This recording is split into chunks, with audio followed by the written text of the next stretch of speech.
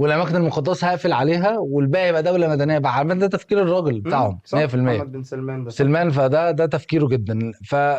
فهم ماشيين في بروجكت لحد 2030 مفيش حاجه توقفهم، لا احداث سياسيه صح ولا عروبه ولا الكلام ده. هم ممكن يعني يقول لك احنا مثلا نبدي تعاطفنا حاجه والبروجكت بتاعنا اللي احنا ماشيين فيه ده حاجه تانية. فده قصه السعوديه في موضوع ان هم ما اجلوش موسم الرياض. طبعا هي حاجه وده خلت يعني الناس سافله بصراحه. خلت الناس نفسها تشتغل. يعني شفت كده بوست بتقول لك ان انا اتعلمنا وتربينا ان لو في واحد مات في الشقه اللي جنبنا ما اعملش فرح مثلا ده طبعا ده فتأجل اساسي. فرحك وبتاع. فبرضه الناس طالع من جواها غل كبير جدا من ناحيه اللي بيحصل عموما، فطلعوه بقى في بيومي فؤاد. طيب ده طلعوه يعني بيهم. طب عايز اعرف مثلا حاجه، طب ليه احمد عز مثلا ما حدش؟ احمد عز عامل اعلان، انت شفت الاعلان بتاعه اللي طالع مع كريستيانو؟ عاملين اعلان لموسم الرياض كده بيتذاع برومو كده. شفته بتاع الناس كلها داخله على السوشيال ميديا اصلا عامله انجري